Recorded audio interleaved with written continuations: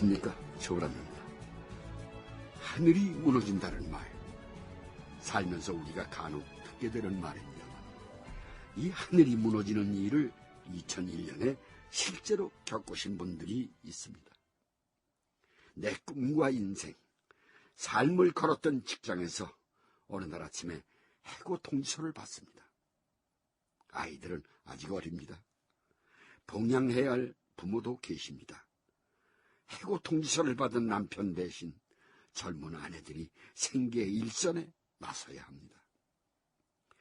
대우자동차 부평공장에서 해직 통지서를 받았던 분들, 그 하늘이 무너지는 일을 겪은 분들의 이야기입니다.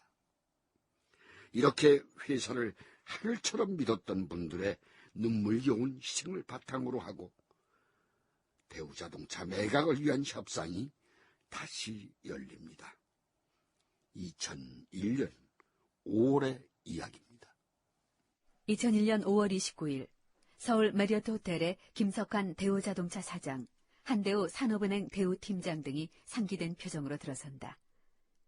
대우자동차 매각을 위한 GM의 최종 인수 제안서 설명을 듣기 위한 자리였다. 협상은 GM코리아의 앨런 페리튼 사장의 인사말로 시작됐다. 먼저 지난달 대우자동차가 2년 10개월 만에 처음으로 영업이익을 냈습니다. 매우 반가운 일이고 대우자동차 인수에 부정적이던 GM 이사회를 설득시키는 데에도 매우 고무적인 일이 아닐 수 없습니다. 대우자동차를 인수하는 것은 우리 GM에게도 아주 좋은 기회입니다. GM은 대우자동차를 자랑스러운 GM 가족의 일원으로 맞아들일 준비가 돼 있습니다. 또한 상호 이익이 되는 방향으로 발전시킬 계획도 갖고 있습니다. 처음 분위기는 좋았다. 그럴 수밖에 없었다. 정부와 대우채권은행은 하루빨리 대우자동차 매각 문제가 매듭지어지길 바라고 있었다.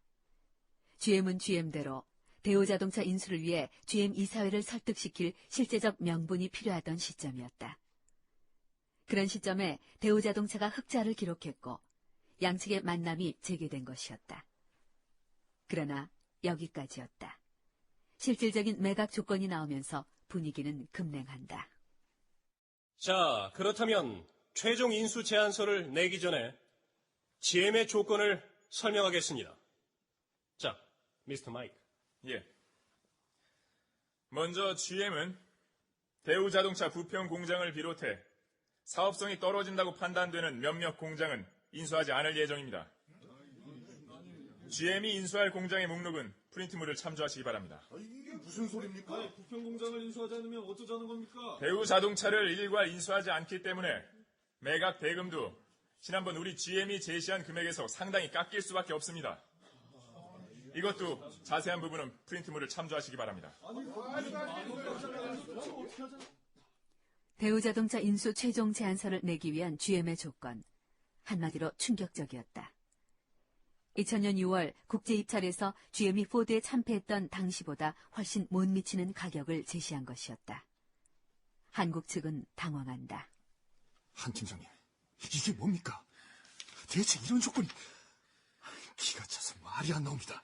조건이 애지간하면 우리가 받아들일 수밖에 없을 거라고. 우리 약점을 잡고 저러는 것 같아요. 아무리 그렇다고 해도 이거 애지간한 조건에도 못 미치지 않습니까? 이거 어떻게 해야 할지. 어떡하긴요. 이 가격을 어떻게 넘깁니까? 미스터 앨런. 예. 우리는 당신들이 내건 조건 도저히 수용할 수 없습니다.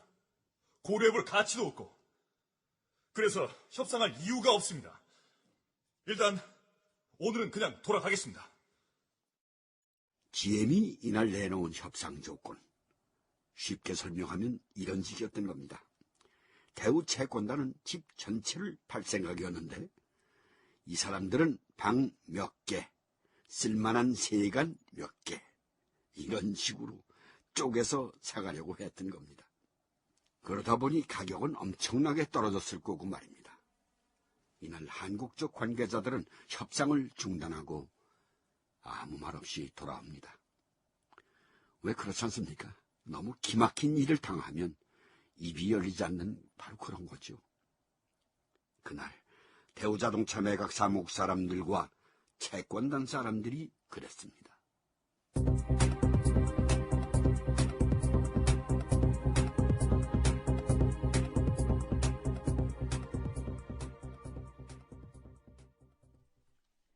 김대중 대통령은 곧 이기호 경제수석 비서관으로부터 이에 관한 보고를 받는데 그러니까 저 사람들 죽어도 부평 공장은 안 사가겠다. 예.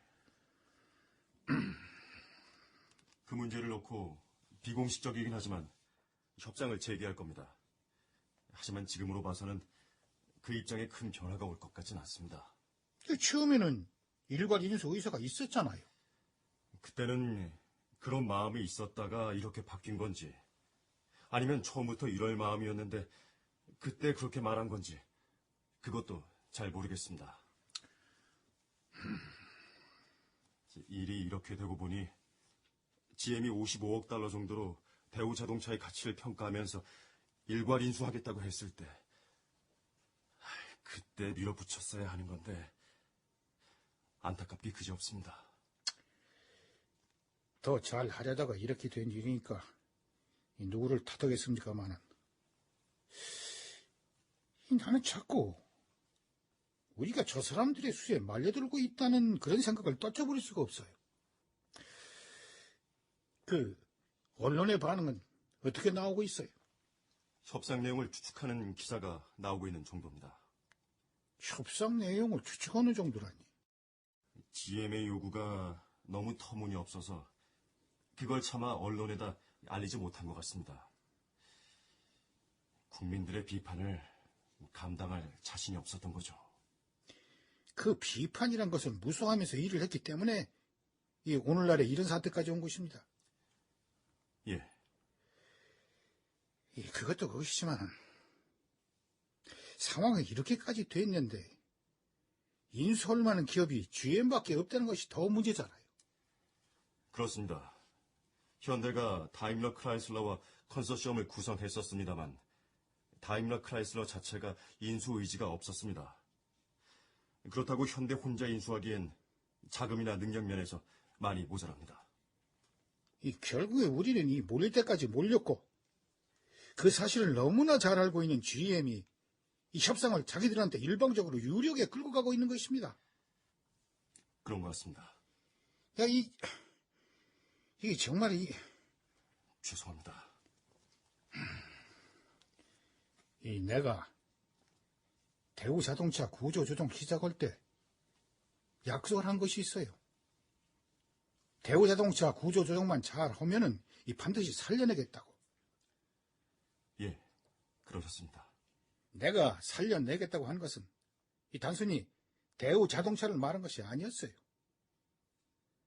대우자동차에서 구조조정 당한 노동자들, 당신들이 지금은 희생을 당했지만은 그러나 조금 지난해는 다시 살 수 있도록 해주겠다. 그러기 위해서 최선의 노력을 다하겠다. 근데 그런 뜻이었어요. 예. 협상 관계자들한테 내 이런 뜻을 전하세요. 어떻게 해서든지 협상을 성공시키라고. 대우자동차 주인이 누군가 그것이 중요한 것이 아니에요. 우리나라 노동자가 얼마나 가서 일을 할 수 있는가. 현재로서는 그것이 더 중요한 거라고 말하세요. 알겠습니다. 2001년 5월 29일 대우자동차 인수를 위한 최종 제안서 제출을 앞두고 벌어진 협상. 그러나 뚜렷한 진전은 없었다. 뚜렷한 진전 없이 다시 시간이 흘렀다. 결국 지친 쪽이 먼저 손을 들 수밖에 없는 구도로 흘러가고 있었던 것이다.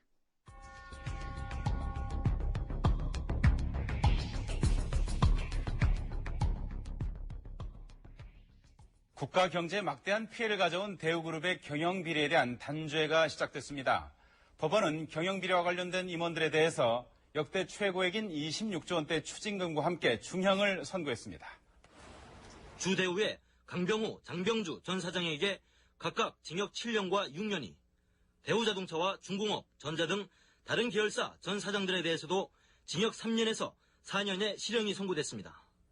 또한 대우의 해외 자금 창구인 BFC를 통한 자금 해외 도피 등에 대해서도 책임을 물어 주대우 임원진 7명에게 역대 최고액인 26조 원의 추징금을 선고했습니다. 대우 사태 관련 첫 공판의 의미. 당시 한 신문 사설이 짚어낸 의미는 새겨볼 만하다. 분식회계는 이제 더 이상 관행이 아니라 범죄 행위임을 분명히 한 것이다. 재판부는 전문 경영인의 무모하고 부도덕한 행위에 대해 더 단호하고 엄정하게 대처해야 한다고 강조함으로써 기업 총수를 견제하고 주주를 보호해야 할 경영인의 의무를 적시한 심판 취지에 우리는 공감하며 이번 재판이 분식회계 근절 이상으로 경영 투명화의 전기가 되길 바란다. 과거 한보청문회에서 정태수 회장이 비자금 관련 질문을 받고 했던 말이 있습니다. 머슴이 뭐를 압니까? 그렇게 말한 정확한 의도는 잘 모르겠습니다만. 그때 그런 말들이 있었습니다. 정 회장은 자신의 참모들을 단지 돈을 주고 부리는 머슴으로 생각하는 건 아닌가. 단순히 돈을 받고 그 돈만큼의 일만 한다면 그건 머슴입니다. 머슴이 이끄는 기업은 성공할 수 없습니다. 그러나 기업의 비전에 대해 함께 고민하는 사람들, 그런 사람들이 많은 기업은 성공합니다. 김우중 회장과 일했던 이분들이 형을 선고받았을 때 회장이 시켜서 한 일인데 너무 가혹한 것 아닌가 하는 비판이 있었습니다. 그렇다면 생기는 의문이 있습니다. 그분들이 갖고 있던 주인의식은 과연 어느 정도였을까요?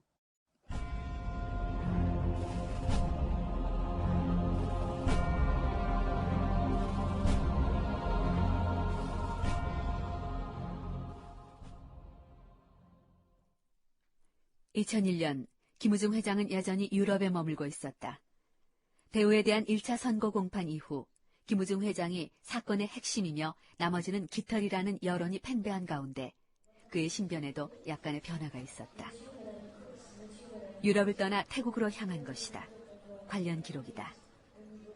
2001년 하반기 김우중 회장은 근거지를 유럽에서 동남아로 옮긴다. 동남아 유랑이 시작된 것이다. 태국에서는 사업상 알고 지내던 한 부호가 그를 반갑게 맞아주었다. 방콕에서 3시간 반 정도 떨어진 지방도시에 자신만의 보금자리를 꾸몄지만 지병인 장폐색증은 여전히 가라앉지 않고 있었다. 반면에 재기에 대한 욕구는 사라지지 않는 불길이 되어 여전히 그의 가슴 안에 도사리고 있었다.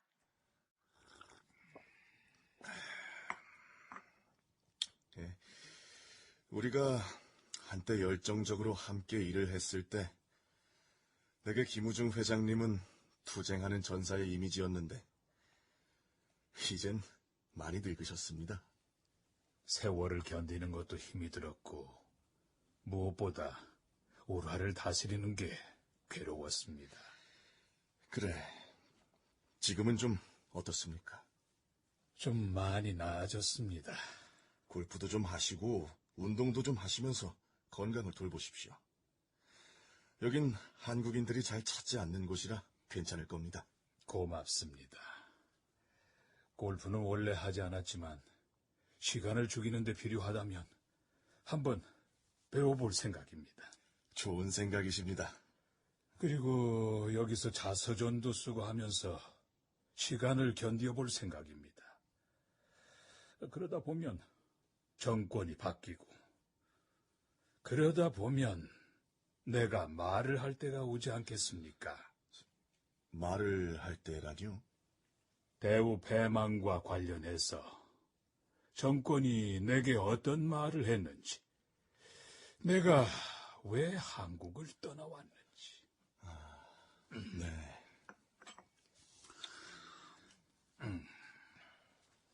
그러나 지금은 때가 아니에요. 때가 아닐 때 쓸데없는 짓을 하면 동티가 크게 납디다.